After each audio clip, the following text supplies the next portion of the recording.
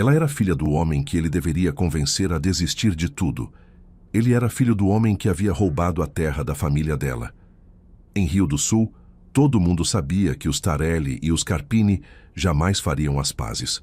Mas ninguém contava com o que acontece quando o coração decide ignorar o que a história manda. Esta é a história de um amor que nasceu no meio da maior guerra que aquela pequena cidade já havia visto e que terminou devolvendo muito mais do que uma terra. Se inscreva no canal e deixe seu like. E comenta aqui de onde você está assistindo. Seu comentário é muito importante para nós. Ela estava apaixonada pelo filho do homem que havia destruído a família dela. E o pior, seu pai ainda não sabia.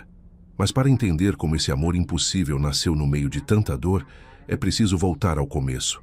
Voltar para a pequena cidade de Rio do Sul, para uma fazenda de café, e para um homem que recusava dobrar os joelhos diante do destino.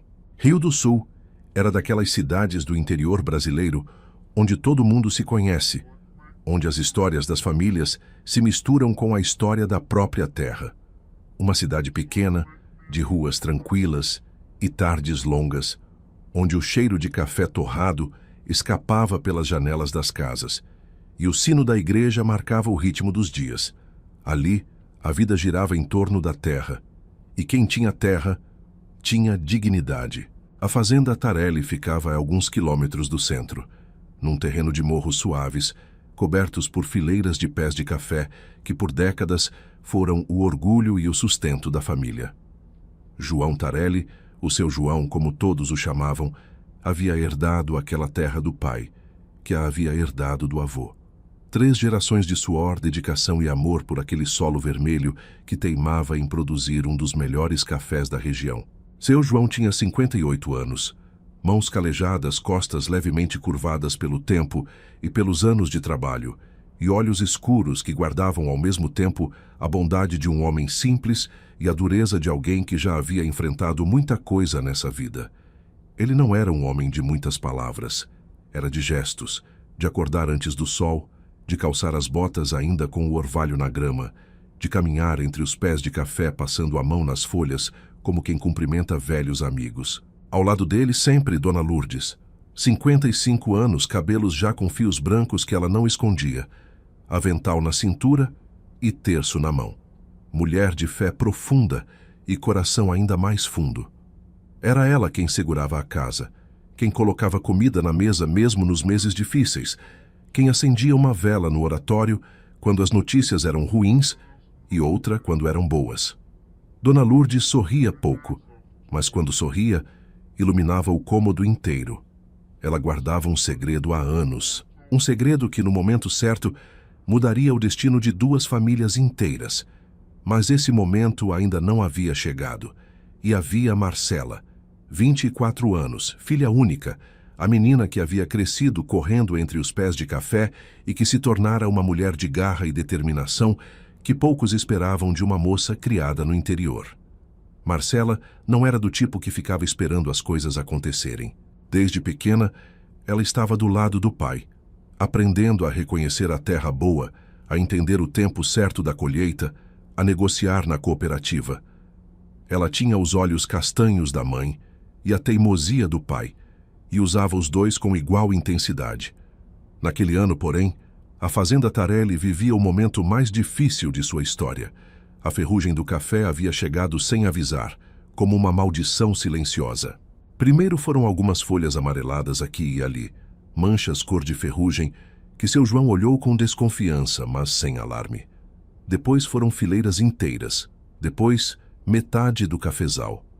A praga se espalhava rápida, destruindo o que havia levado anos para crescer, sugando a vida de cada pé, como se a própria terra estivesse sendo envenenada por dentro. Seu João caminhava pelo cafezal todas as manhãs com o coração apertado. Passava a mão nas folhas doentes, sacudia a cabeça. Tentava os remédios que conhecia, os que aprendera com o pai, os que a cooperativa indicava. Nada segurava o avanço da ferrugem. E sem dinheiro para contratar um especialista, sem crédito suficiente no banco para investir num tratamento em larga escala, ele via a herança de 3 gerações definhar diante dos seus olhos. Foi numa dessas manhãs pesadas que ele disse em voz alta, quase para si mesmo, com Marcela ao lado: "Enquanto eu tiver forças, essa terra não sai das minhas mãos." Marcela olhou para o pai, sentiu o peso daquelas palavras e repetiu em silêncio, como uma promessa que fazia a si mesma: "Enquanto eu tiver forças." Os dias foram passando e a situação piorando. Foi então que o gerente Osvaldo apareceu na fazenda. Osvaldo era um homem de terno barato e sorriso calculista, gerente da fazenda Carpini, a maior propriedade da região. Ele chegou num carro branco, poeira levantando atrás, e desceu com um envelope na mão e uma proposta na boca. Ricardo Carpini, o vereador, o homem mais poderoso de Rio do Sul, queria comprar a fazenda Tarelli. A proposta que Osvaldo trouxe era uma ofensa disfarçada de favor. Um valor muito abaixo do que a fazenda valia, justificado pela situação do cafezal, como se a doença da terra fosse culpa de seu João, e não um problema que qualquer fazendeiro poderia enfrentar. Osvaldo falou com condescendência, como quem está fazendo um favor ao oferecer qualquer coisa por algo que, segundo ele, estava condenado. Seu João ouviu em silêncio. Deixou Osvaldo terminar. Depois apontou para o portão da fazenda e disse, com uma calma que assustava mais do que qualquer grito: "Pode voltar para o seu patrão e dizer que enquanto eu estiver vivo, essa fazenda não vai para a mão de Carpini nenhum. Agora sai da minha propriedade." Osvaldo saiu. Mas todos sabiam que não seria a última visita. O ódio de seu João por Ricardo Carpini não era simples. Não era o ódio de quem perde uma briga qualquer. Era o ódio de quem viu a justiça ser usada como arma.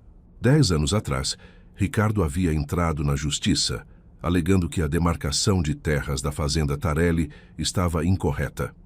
Que uma área onde ficava um pequeno córrego de água com nascentes, na verdade, pertencia à fazenda Carpini. Sem dinheiro para pagar um bom advogado, seu João assistiu impotente ao processo se desenrolar. As audiências que ele não entendia bem. As palavras difíceis dos documentos que ele mal conseguia acompanhar. No final, a justiça decidiu a favor de Ricardo, e uma boa área da fazenda Tarelli, com o córrego e as nascentes, foi incorporada às terras dos Carpini, virando mais plantação de soja. Seu João nunca aceitou, nunca superou. Dizia a quem quisesse ouvir que quando comprou aquela terra, o córrego era seu, que havia algo errado naquele processo, que Ricardo havia usado suas conexões políticas para roubar o que era dele, e aquela ferida nunca fechou. Ficou aberta, sangrando baixinho, envenenando cada vez mais o coração de um homem que antes não guardava rancor de ninguém. Foi 2 dias depois da visita de Osvaldo que o envelope chegou. Dona Lourdes o trouxe da caixa de correio sem saber o que era. Seu João abriu, leu e ficou em silêncio por um longo tempo à mesa da cozinha. Era uma notificação do banco. Uma dívida antiga, contraída num ano de colheita ruim, havia vencido. Se não fosse quitada em 60 dias, a fazenda poderia ir a leilão como garantia do débito. 60 dias. Seu João dobrou o papel devagar, colocou no bolso da camisa e saiu para o cafezal sem dizer uma palavra. Dona Lourdes olhou para a porta fechada e sentiu aquele frio que as esposas de homens orgulhosos conhecem bem. O frio de saber que algo muito grave está acontecendo e que ele não vai contar. Marcela havia visto o rosto do pai ao sair. Havia notado o envelope. Não perguntou nada ainda, mas sabia que o relógio havia começado a contar e que o tempo naquela terra de café doente e dívida crescendo estava correndo contra eles. Naquela noite, Dona Lourdes acendeu 2 velas no oratório, uma pedindo força, outra pedindo um milagre. Ela não sabia que o milagre estava prestes a chegar com o rosto de um Carpini. Ricardo Carpini não era homem de aceitar um não com facilidade. Em 30 anos de vida política e agrícola em Rio do Sul, ele havia aprendido que toda resistência tem um ponto fraco. Era só questão de encontrar a abordagem certa, a pessoa certa, o momento certo. Osvaldo havia falhado porque era apenas um gerente, um homem de recados. E seu João Tarelli não era o tipo de homem que se dobrava diante de recados. Então, Ricardo chamou o filho. Bruno Carpini tinha 28 anos e carregava no rosto a mesma determinação do pai. mas com uma camada a mais de algo que Ricardo nunca teve em abundância: charme natural. Era alto, de ombros largos, cabelo escuro levemente despenteado, com aquele jeito despojado de quem se sente bem em qualquer lugar. Crescera na fazenda, aprendera o negócio com o pai, sabia negociar com pequenos agricultores com uma habilidade que Osvaldo jamais teria. Quando Bruno entrava numa conversa, as pessoas baixavam a guarda sem perceber.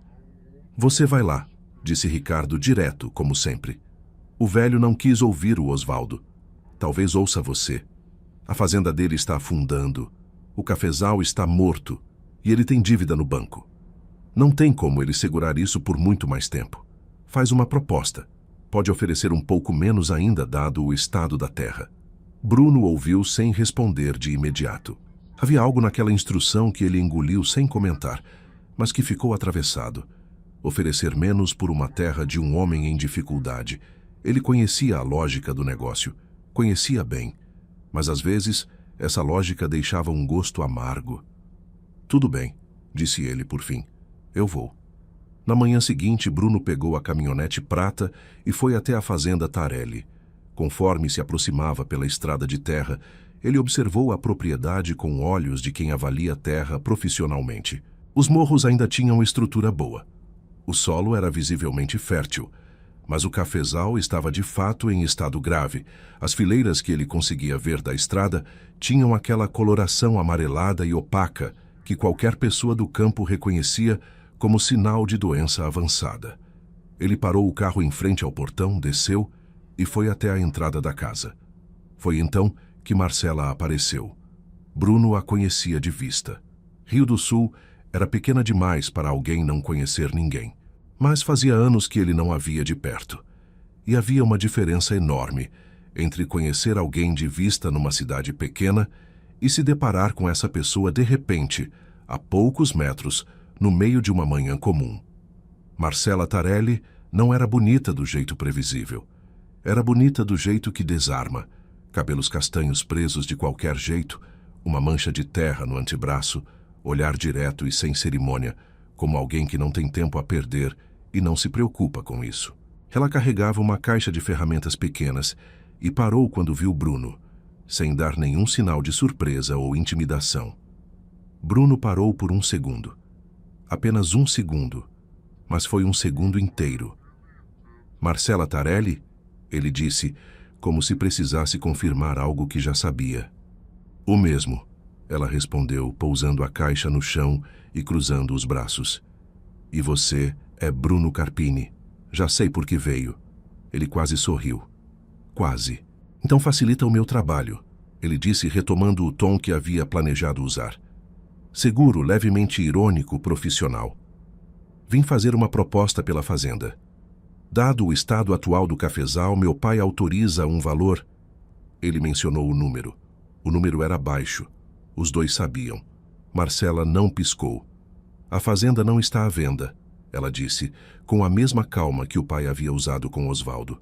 Era impressionante como pai e filha tinham o mesmo jeito de dizer coisas pesadas com voz tranquila. "Pode voltar e contar isso para o seu pai." Bruno olhou para ela por um momento. Havia algo naquele olhar direto que ele não havia esperado. Não era hostilidade raivosa, era firmeza. Uma firmeza que vinha de dentro, não de orgulho ferido. "O cafezal está se perdendo", ele disse, mais sério agora, sem a ironia de antes. "Sua família sabe disso." "Minha família sabe de muita coisa", Marcela respondeu. "Inclusive que os Carpini não são exatamente os melhores vizinhos do mundo. Boa tarde." Ela pegou a caixa de ferramentas e foi embora sem olhar para trás. Bruno ficou parado por um momento. Depois voltou para a caminhonete.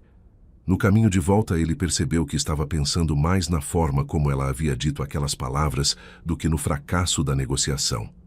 Isso era incomum. Dias se passaram. Bruno relatou ao pai que a proposta havia sido recusada. Ricardo franziu a testa, mas não pressionou o filho ainda. Estava calculando o próximo movimento, como sempre. Enquanto isso, Bruno tentava se concentrar na rotina da fazenda, reuniões com fornecedores, supervisão do plantio, as 1000 tarefas que a fazenda Carpini exigia. Mas, vez ou outra, No meio de uma planilha ou de uma conversa, a imagem de Marcela com os braços cruzados e aquele olhar direto aparecia na sua cabeça sem ser chamada. Uma semana depois, ele voltou à fazenda Tarelli. Dessa vez sem a ironia, sem o número baixo preparado de antemão. Ele disse a si mesmo que era uma visita de acompanhamento, que havia uma nova proposta a discutir, que era negócio. Mas quando chegou ao portão e Marcela apareceu novamente, dessa vez com as mãos sujas de terra e um levíssimo franzir de sobrancelhas ao vê-lo, ele soube que a negociação era apenas o pretexto. A conversa foi diferente dessa vez, mais longa, mais humana. Eles ficaram do lado de fora, perto do portão, e Bruno fez algo que não havia planejado. Perguntou sobre o cafezal, não como avaliação de propriedade, como curiosidade genuína. Qual era a praga exata? Desde quando? O que haviam tentado? Marcela o olhou com desconfiança por um momento. Depois respondeu. E conforme ela falava sobre a ferrugem, sobre o avanço da doença, sobre as noites em que o pai caminhava pelo cafezal com uma lanterna, tentando entender o que estava acontecendo, algo no tom dela mudou. Ficou mais real, mais vulnerável. Bruno ouviu. De verdade ouviu. A fazenda ainda não está à venda, ela disse no final, voltando à firmeza de sempre. Eu sei, ele respondeu. E dessa vez não havia ironia nenhuma na voz. Antes de ir embora, quase sem pensar, ele disse: posso te ligar para acompanhar a situação da proposta. Marcela o olhou por um segundo longo. O número está na lista da cooperativa, ela disse. E foi embora. Era o suficiente. Bruno ligou 2 dias depois. A conversa começou sobre a fazenda e terminou sobre outras coisas. Sobre Rio do Sul, sobre crescer no interior, sobre o peso de carregar uma herança que não se escolheu. Eles falaram por quase 2 horas sem perceber. Quando desligaram, havia um silêncio estranho e agradável dos 2 lados da linha. Na semana seguinte, ele a convidou para um café no centro da cidade. Marcela ficou em silêncio no telefone por um momento. Havia muitas razões para dizer não. O sobrenome dele era o principal. Mas havia também uma vontade que ela não conseguia nomear direito. De ver como seria, de entender o que estava acontecendo dentro do peito dela cada vez que ele ligava. Pode ser, ela disse por fim. Eles se encontraram numa tarde de quinta-feira, numa pequena cafeteria da rua principal de Rio do Sul. Bruno chegou primeiro. Pediu 2 cafés sem perguntar, e quando Marcela entrou pela porta com o cabelo solto pela primeira vez que ele via, ele entendeu que estava com problema. A conversa começou com a fazenda, com a proposta, com os números, mas em menos de 15 minutos eles já estavam em outro lugar. Falando sobre a briga das famílias, sobre a área do córrego que havia sido tirada de seu João na justiça, sobre a raiva que o pai dela carregava há 10 anos. Marcela falou sem filtro, olhando nos olhos dele, sem pedir desculpa pelo que sentia. Meu pai acha que o seu roubou a terra dele, ela disse direto. Bruno não desviou o olhar. Eu sei o que seu pai pensa, ele respondeu. E entendo por quê. Não vou ficar aqui te dizendo que meu pai é um santo. Aquela honestidade surpreendeu Marcela mais do que qualquer coisa que ele pudesse ter dito. Eles ficaram 2 horas naquela cafeteria. Quando saíram, a tarde já estava fechando e as luzes da rua começavam a acender. Na calçada, antes de se despedir, seus olhares se encontraram de um jeito diferente de tudo o que havia acontecido antes. Não era mais negociação, não era mais desconfiança. Era outra coisa. Uma coisa que os 2 reconheceram e nenhum dos 2 nomeou. Posso te ligar amanhã? Bruno perguntou. Pode, Marcela respondeu. E foi embora sorrindo de um jeito que tentou esconder e não conseguiu. Os encontros seguintes aconteceram escondidos, como segredos que crescem no escuro. Uma caminhada na beira do rio na manhã de sábado, com os 2 fingindo que era coincidência estarem no mesmo lugar. Um almoço rápido num município vizinho, onde ninguém os conhecia. Conversas longas pelo telefone de madrugada, em voz baixa para não acordar ninguém. Semanas se passaram assim, com um amor que ainda não tinha nome, mas que já tinha raiz. Nenhum dos 2 sabia que alguém já havia notado. Em Rio do Sul, os segredos têm prazo de validade curto, e o deles estava prestes a vencer. Dona Conceição tinha 72 anos, cabelos brancos, óculos de armação grossa e a memória mais afiada de Rio do Sul. Ela morava numa casa de esquina no centro da cidade, exatamente no ponto onde duas ruas principais se cruzavam, o que significava que praticamente todo mundo que ia para algum lugar passava na frente da sua janela. Dona Conceição não era maliciosa, pelo menos não intencionalmente. Ela simplesmente observava o mundo com atenção de pesquisadora e compartilhava suas descobertas com a mesma naturalidade com que comentava o tempo. Foi ela quem viu Bruno e Marcela saindo juntos da cafeteria naquela tarde de quinta-feira. Foi ela quem os viu numa segunda vez, conversando perto do coreto da praça num sábado de manhã. E foi ela quem, com toda a inocência do mundo, mencionou para a Dona Teresa da mercearia que havia visto a filha do seu João Tarelli andando com o filho do Ricardo Carpini e que os dois pareciam bem entrosados para serem apenas conhecidos. Dona Teresa mencionou para o marido. O marido mencionou para um funcionário da cooperativa. O funcionário da cooperativa era compadre de seu João. A notícia chegou à fazenda Tarelli numa tarde de quarta-feira, enquanto seu João consertava uma cerca no fundo da propriedade. O compadre Antunes chegou de moto, com aquele jeito desconfortável de quem traz uma notícia que não queria ter que trazer. Ficou rodeando o assunto por uns minutos antes de falar. Quando falou, fez questão de dizer que ele mesmo não acreditava, que provavelmente era só fofoca, que Rio do Sul vivia disso. Mas seu João ouviu cada palavra. Ele terminou de apertar o arame da cerca com calma. Agradeceu ao compadre. Esperou a moto sumir na estrada. Depois soltou o alicate no chão, colocou as mãos na cabeça e ficou assim por um longo tempo, olhando para o horizonte do cafezal doente. Quando chegou em casa, Marcela estava na cozinha ajudando a mãe com o jantar. Seu João entrou, puxou uma cadeira, sentou pesado à mesa e olhou para a filha com aqueles olhos escuros que Marcela conhecia bem o suficiente para saber que algo havia quebrado dentro dele. Marcela, ele disse, com uma voz baixa que assustava mais do que um grito. Você está saindo com o filho do Ricardo Carpini? O silêncio na cozinha foi total. Dona Lourdes parou de mexer a panela, mas não se virou. Marcela respirou fundo. Tinha duas opções. Poderia negar, ganhar tempo, evitar a explosão. Mas ela era filha do seu João, e mentira nunca havia cabido no seu peito direito. Estou, ela disse olhando para o pai. O que se seguiu foi a maior discussão que aquelas paredes haviam testemunhado em anos. Seu João não gritou.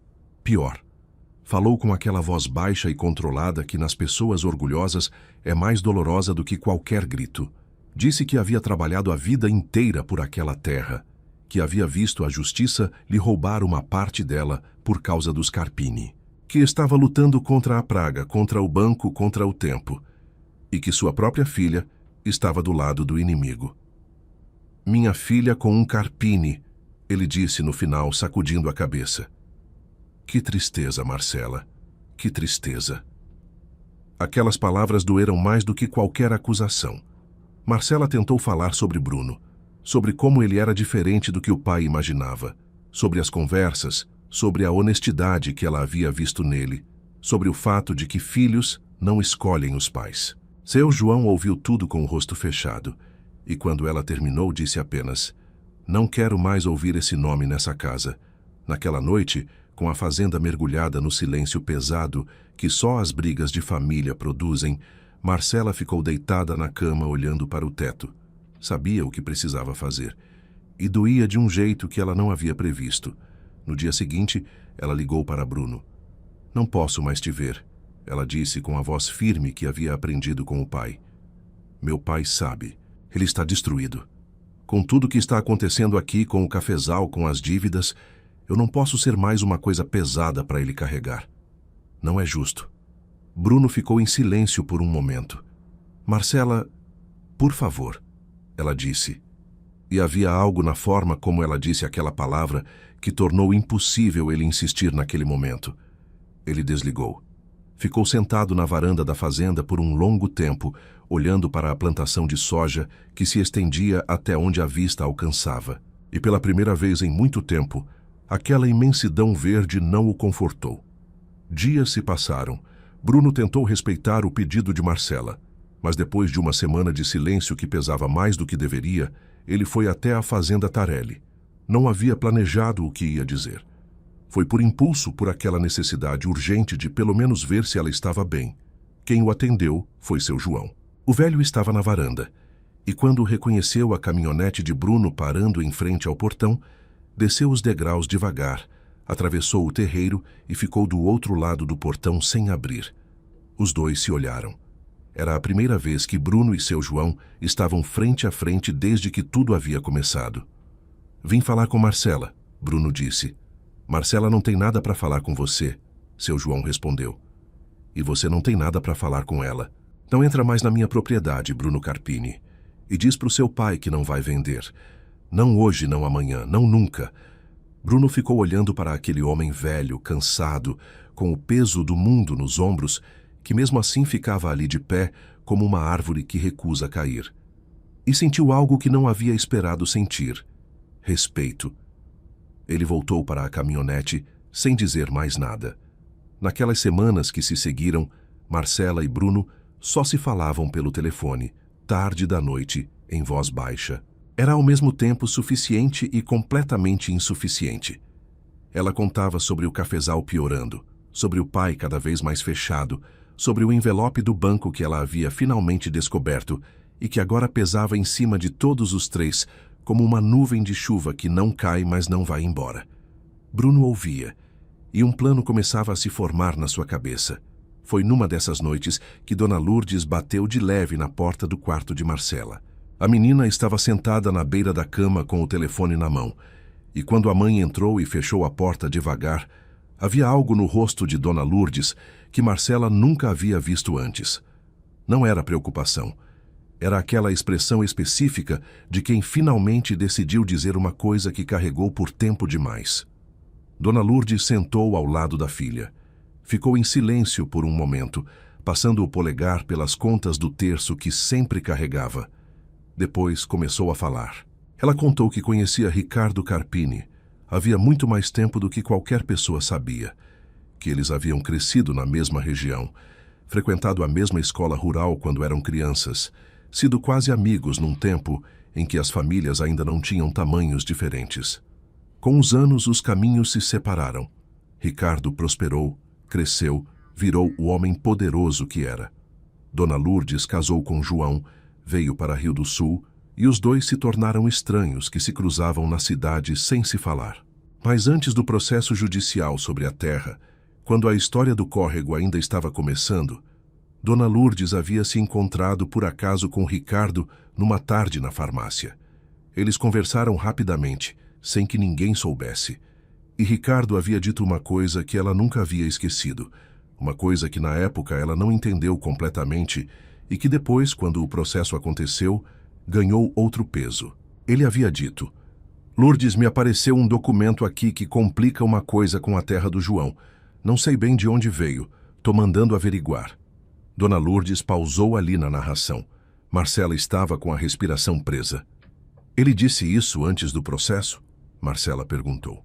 Semanas antes, Dona Lourdes confirmou.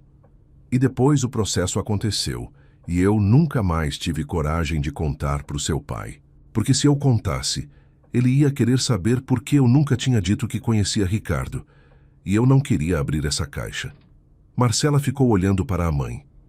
Mãe, esse documento pode ter sido falsificado. O corretor da época pode ter criado uma demarcação falsa. Dona Lourdes baixou os olhos. É o que eu sempre achei, ela disse quase em sussurro. Que Ricardo usou aquilo sem saber direito o que era, ou sem querer saber. Que não é a mesma coisa que ter roubado de caso pensado. O silêncio entre as duas durou muito tempo. Marcela ligou para Bruno naquela mesma madrugada. Contou tudo. Ele ouviu em silêncio completo até o final. E quando ela terminou, ele disse algo que ela não esperava. Eu preciso conversar com meu pai. De verdade conversar, e depois preciso te ver. Porque o que sinto por você é maior do que qualquer terra, qualquer processo, qualquer briga que começou antes de a gente nascer. E eu vou provar isso. Marcela ficou com o telefone na mão depois que ele desligou, o coração batendo forte no escuro do quarto. Lá fora, O córrego que passava nos fundos da fazenda, do lado dos Carpini há 10 anos, corria baixo e silencioso naquela noite, como se também estivesse esperando.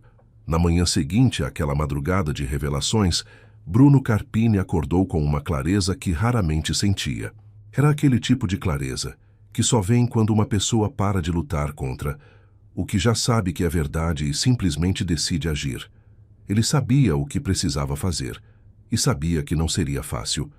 Mas antes de qualquer coisa, havia chegado em Rio do Sul uma novidade que mudaria o jogo de formas que ninguém ainda havia calculado. O doutor Henrique Mourão tinha 45 anos, terno cinza de corte caro, sapatos engraxados que não combinavam com a poeira das estradas do interior e um sorriso de quem aprendeu que sorrir é mais eficiente do que ameaçar, pelo menos num primeiro momento. Ele havia chegado à cidade 2 dias antes, representando o Grupo Vitória, um conglomerado agroindustrial de capital misto que nos últimos anos havia comprado propriedades rurais em várias regiões do Brasil, transformando pequenas e médias fazendas em enormes blocos de monocultura voltados para a exportação. O Grupo Vitória tinha interesse em Rio do Sul, tinha interesse em muita terra de Rio do Sul, doutor. Henrique começou suas visitas pelos pequenos agricultores, com propostas que pareciam generosas na superfície, mas que tinham cláusulas enterradas em contratos longos que poucos conseguiam ler com atenção suficiente. Alguns já haviam demonstrado interesse, outros estavam indecisos, mas o alvo mais ambicioso do Dr. Henrique não eram os pequenos, era a Fazenda Carpini. Ricardo recebeu o advogado numa tarde no escritório da fazenda, com Bruno presente. Doutor. Henrique foi direto ao ponto com elegância clínica. O Grupo Vitória oferecia um valor expressivo pela propriedade inteira, com condições favoráveis de pagamento e até uma participação societária simbólica para Ricardo, que soava como prestígio, mas na prática significava nada.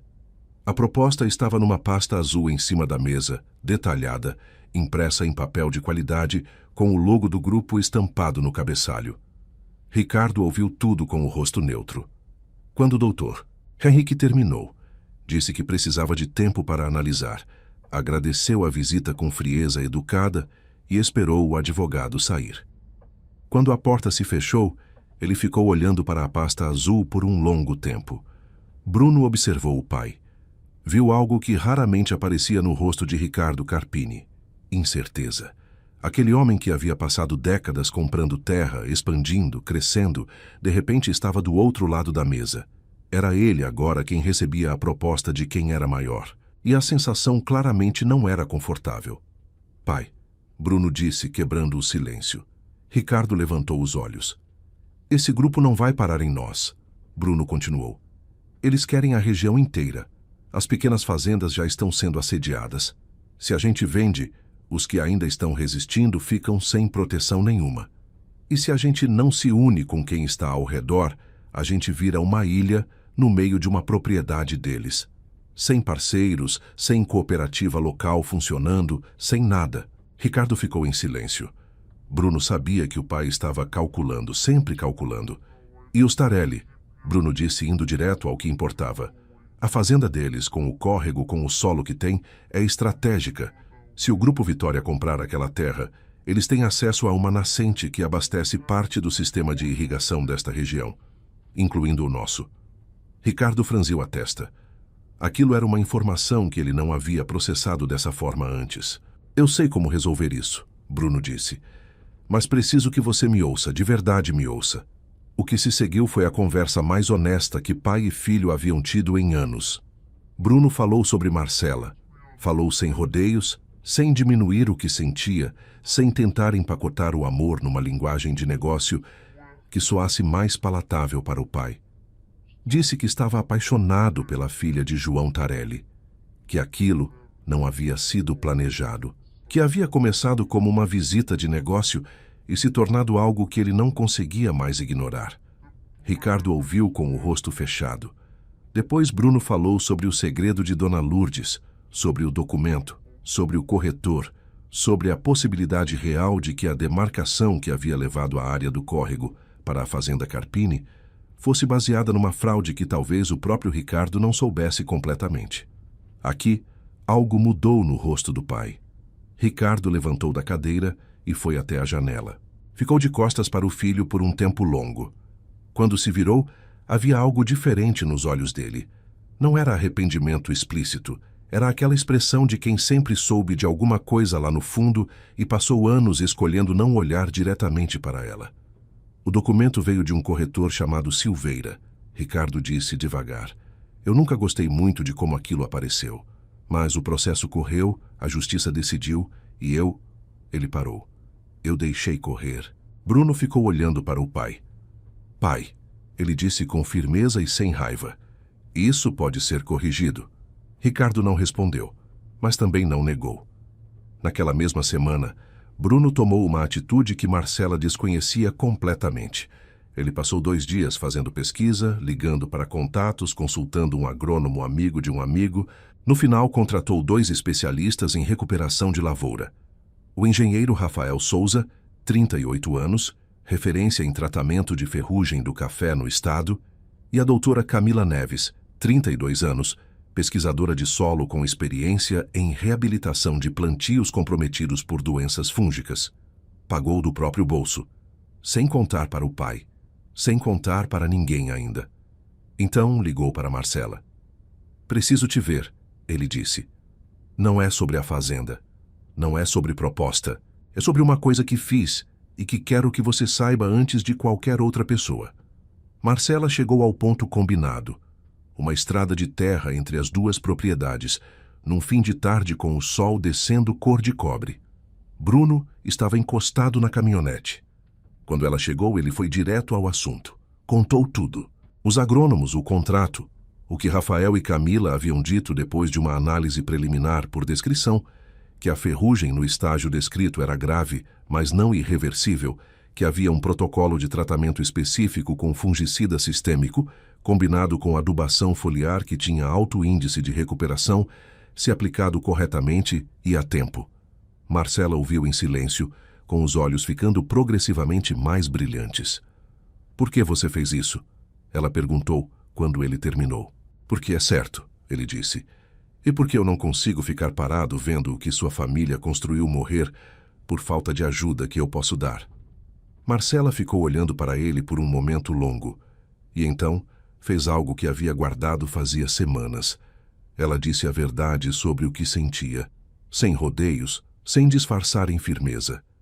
Disse que havia tentado deixar de pensar nele e que não havia conseguido.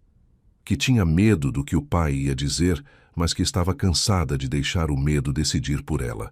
Bruno deu um passo em sua direção. Ela não recuou. Foi o primeiro momento em que o espaço entre os 2 desapareceu completamente. No dia seguinte, Bruno e Marcela levaram Rafael e Camila ao cafezal. Era a primeira vez que Bruno entrava na fazenda Tarelli com a bênção dela, mesmo que seu João não soubesse ainda. Os técnicos caminharam pelas fileiras, coletaram amostras de folhas, analisaram o solo, fotografaram os pés mais afetados. 2 dias depois, apresentaram o laudo e o plano de tratamento. A recuperação era possível. Levaria tempo e investimento, mas era possível. Marcela chorou quando leu o laudo. Não de tristeza, de alívio. Então veio a noite do incêndio. Era uma sexta-feira, 3 semanas depois do início do tratamento. Os primeiros sinais de recuperação já eram visíveis. Algumas fileiras mostravam folhas novas, saudáveis, brotando entre as danificadas. Era ainda cedo, era ainda frágil, mas era vida voltando para aquela terra. Seu João havia ido dormir cedo, exausto. Dona Lourdes já estava no quarto quando Marcela, que havia ficado na varanda com o telefone na mão, sentiu o cheiro antes de ver qualquer coisa. Fumaça. Ela correu para fora e viu as chamas. Uma seção inteira do cafezal, exatamente a área que havia mostrado a recuperação mais rápida, estava pegando fogo. O vento da noite carregava as fagulhas para os lados, ameaçando se espalhar. O que se seguiu foram horas que ninguém naquela fazenda jamais esqueceria. Seu João acordou e foi para o fogo com baldes, antes mesmo que os bombeiros chegassem. Marcela ao lado dele, Dona Lourdes rezando em voz alta na varanda. Vizinhos que viram a fumaça apareceram ajudar. Bruno, que recebeu a ligação de Marcela no meio da noite, chegou em menos de 20 minutos com trabalhadores da fazenda Carpini. Quando o fogo foi controlado, quase de madrugada, parte da área recuperada havia sido destruída. Seu João estava sentado no chão, com as mãos negras de fuligem, olhando para o que restava. E pela primeira vez desde que tudo havia começado, ele parecia um homem que havia chegado no limite. Ele colocou as mãos na terra queimada. Ficou assim por um longo silêncio, e então, quase sem voz, disse as mesmas palavras de antes, mas dessa vez sem a força que as havia sustentado até ali. Enquanto eu tiver forças, essa terra não sai das minhas mãos. Bruno, que estava próximo, ouviu, e algo se firmou dentro dele com uma intensidade que ele não havia sentido antes. Os bombeiros colheram evidências.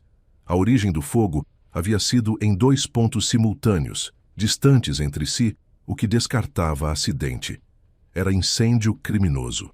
E o único interessado em acelerar a desistência dos Tarelli, que havia chegado recentemente em Rio do Sul, tinha nome, sobrenome e um terno cinza de corte caro. Dr. Henrique Mourão e o Grupo Vitória. Bruno ficou até o amanhecer na fazenda Tarelli. Trabalhou junto com os funcionários para avaliar os danos. Ajudou a cobrir as mudas sobreviventes.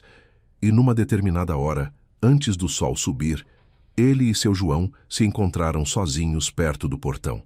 Os dois ficaram em silêncio por um momento.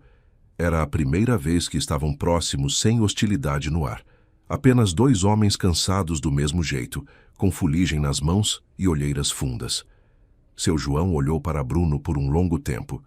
Não disse nada, mas também não se afastou. E aquele silêncio, naquela madrugada com cheiro de terra queimada e café, foi o início de algo que nenhuma palavra havia conseguido começar antes. O sol nasceu naquela manhã de um jeito diferente sobre Rio do Sul. Não era diferente no céu. Era diferente nos olhos de quem havia passado a noite acordado, lutando contra o fogo. A luz chegou devagar, cor de mel queimado, espalhando-se sobre o cafezal que ainda fumegava em alguns pontos, sobre a terra revolvida pelos pés de muitas pessoas que haviam chegado para ajudar, sobre 2 homens que haviam sido inimigos por 10 anos e que agora estavam de pé no mesmo terreiro, sem que nenhum deles soubesse exatamente o que fazer com isso. Bruno foi embora com os primeiros raios de sol para tomar banho e se trocar. Mas antes de sair, parou na frente de seu João e disse, com a voz rouca de quem não dormiu: Seu João, não acabou. O cafezal não acabou. A gente vai recuperar o que o fogo pegou. Eu garanto isso. Seu João olhou para ele por um momento. Não disse nada, mas assentiu levemente com a cabeça. E para um homem do seu orgulho, aquilo era quase um discurso. Naquele mesmo dia, Bruno foi ao escritório do advogado Dr. Marcos Pinheiro, o melhor da cidade, e contratou uma investigação formal sobre a origem do incêndio e sobre as atividades do Grupo Vitória na região. As evidências que os bombeiros haviam colhido apontavam claramente para a ação criminosa, e com um advogado competente e determinado, o caminho para responsabilizar o Dr. Henrique Mourão estava aberto, mas havia ainda outra coisa que Bruno precisava fazer. A mais difícil. Ele voltou para casa e foi direto ao escritório do pai. Ricardo estava sentado à mesa com a pasta azul do Grupo Vitória na frente. Quando Bruno entrou, o pai levantou os olhos com aquela expressão calculista de sempre. Mas havia algo diferente neles naquela manhã. Talvez o incêndio. Talvez a noite inteira pensando no que o filho havia dito dias antes. Talvez aquela parte de Ricardo Carpini, que ele mesmo havia enterrado fundo sob camadas de ambição e medo, estivesse se recusando a ficar quieta. Bruno fechou a porta, sentou na cadeira à frente do pai e colocou em cima da mesa, ao lado da pasta azul, uma folha impressa, o laudo do engenheiro Rafael sobre o estado atual do cafezal dos Tarelli e a viabilidade da recuperação completa. Pai, ele disse, eu preciso que você faça uma coisa. Não por mim, não pelos Tarelli, por você mesmo. Ricardo olhou para a folha sem tocá-la. Bruno continuou. Falou sobre o documento do corretor Silveira. Falou sobre o que Dona Lourdes havia revelado. Falou sobre a demarcação que havia sido contestada com base num papel de origem duvidosa, sobre o córrego que havia sido tirado dos Tarelli num processo que talvez jamais devesse ter acontecido daquela forma. Falou com respeito, mas sem recuar, olhando o pai nos olhos durante cada palavra. Você sempre disse que o que é seu é seu. Bruno disse no final. Mas e o que não é? O silêncio que se seguiu foi o mais longo que Bruno havia vivido dentro daquelas paredes. Ricardo Carpini ficou olhando para o filho. Aquele homem de 60 anos que havia construído tudo com as próprias mãos, que havia aprendido cedo demais que o mundo não dá nada de graça e que essa convicção havia moldado cada decisão da sua vida, esse homem estava sendo convidado a fazer algo que contrariava décadas de lógica que ele havia adotado como identidade. Mas havia também, em algum lugar dentro de Ricardo, um menino que havia crescido numa escola rural e conhecido uma menina chamada Lourdes, e um mundo onde as coisas eram mais simples, onde certo e errado tinham bordas mais claras. Esse menino havia ficado quieto por muito tempo. Ricardo colocou a mão em cima da pasta azul do Grupo Vitória e a empurrou para o lado da mesa. Liga para o Padre Antônio, ele disse com a voz rouca. Diz que preciso de uma reunião, com os Tarelli, na igreja. Foi já tarde. Bruno ficou olhando para o pai por um segundo. Depois se levantou, foi até Ricardo e colocou a mão no ombro dele. Nenhum dos dois era de gestos assim.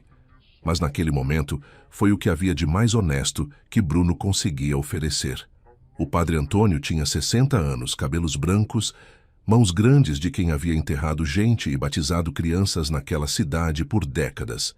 Era o tipo de padre que falava pouco e pesava cada palavra. Quando Bruno o procurou, ele ouviu tudo em silêncio. Depois ficou em silêncio por mais um tempo e então disse apenas: Eu vou fazer o café. Vocês vêm às 4 horas. Convencer seu João a ir foi a parte mais difícil. Marcela passou a tarde inteira conversando com o pai. Dona Lourdes, pela primeira vez, também falou. Contou ao marido o que havia guardado por anos. O encontro na farmácia, as palavras de Ricardo sobre o documento, a dúvida que ela nunca havia tido coragem de trazer à luz. Seu João ouviu a esposa com uma expressão que foi passando por vários estágios.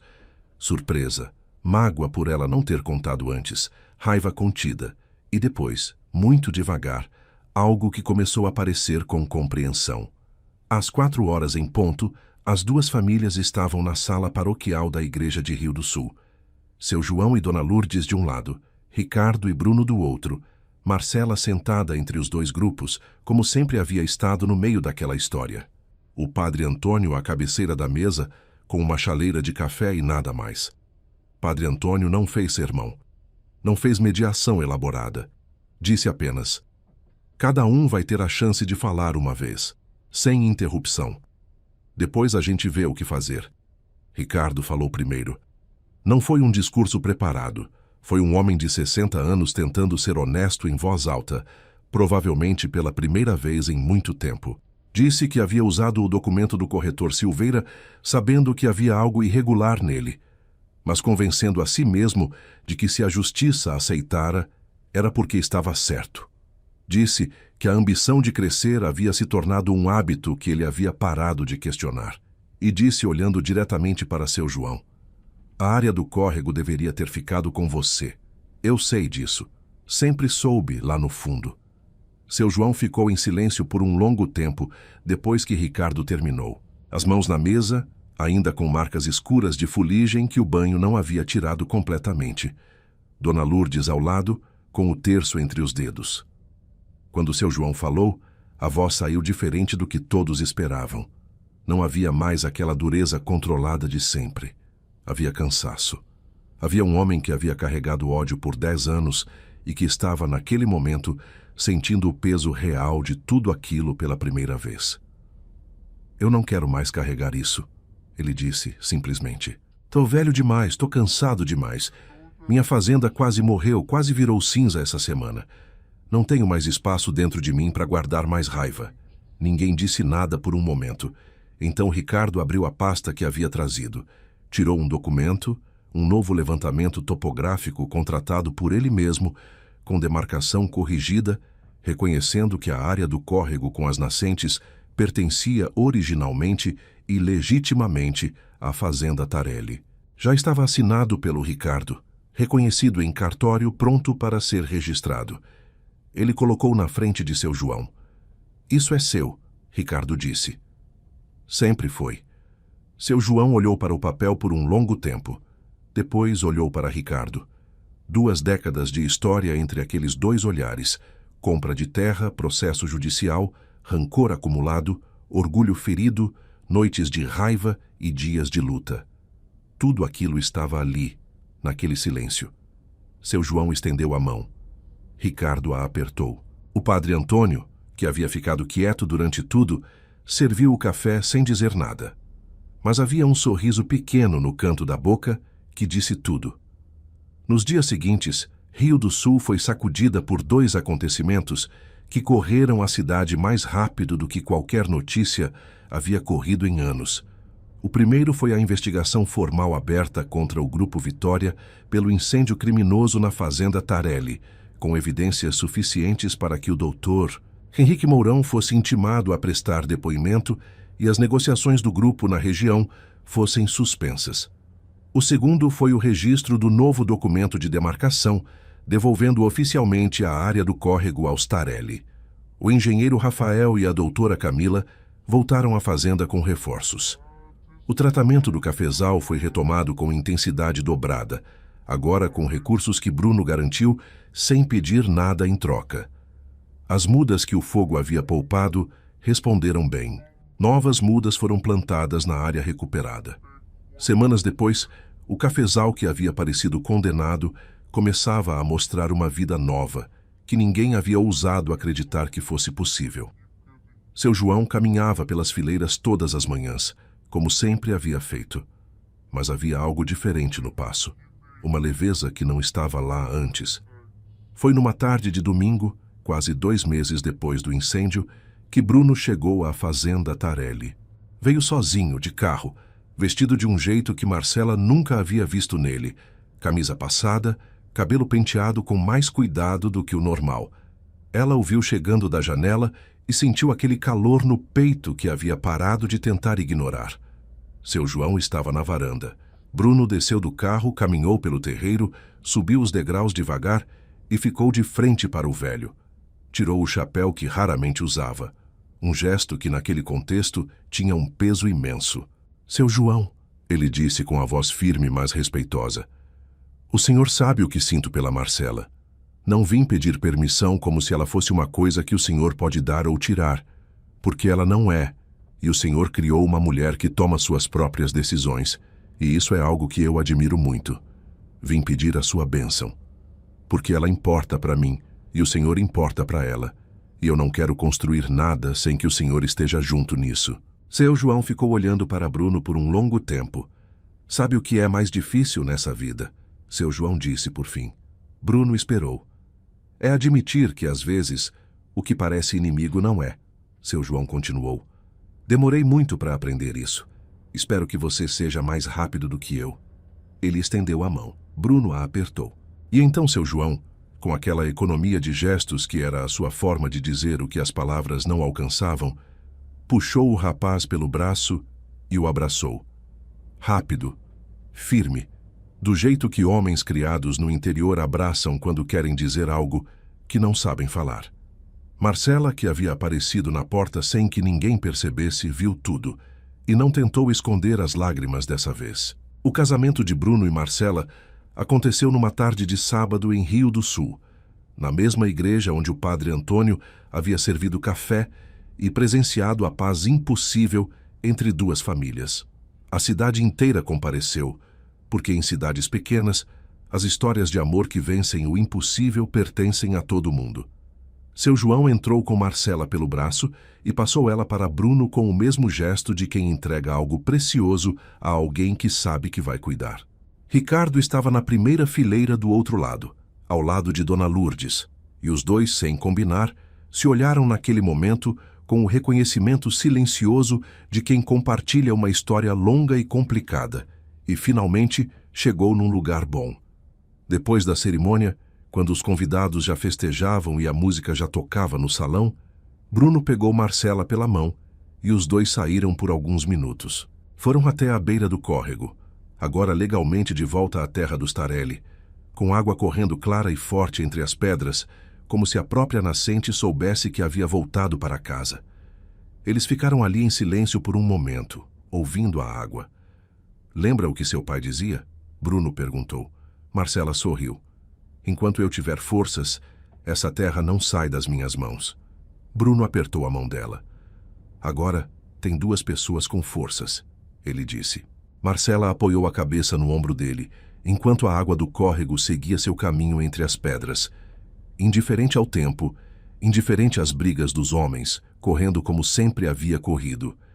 E como agora voltaria a correr, livre, para sempre, naquela terra onde o café voltava a crescer, e duas famílias aprenderam que a mesma terra que as havia separado era grande o suficiente para unir a todos. Na manhã seguinte, bem cedo, antes mesmo do sol esquentar, dois homens caminharam juntos pelo cafezal. Seu João na frente, conhecendo cada palmo daquele solo.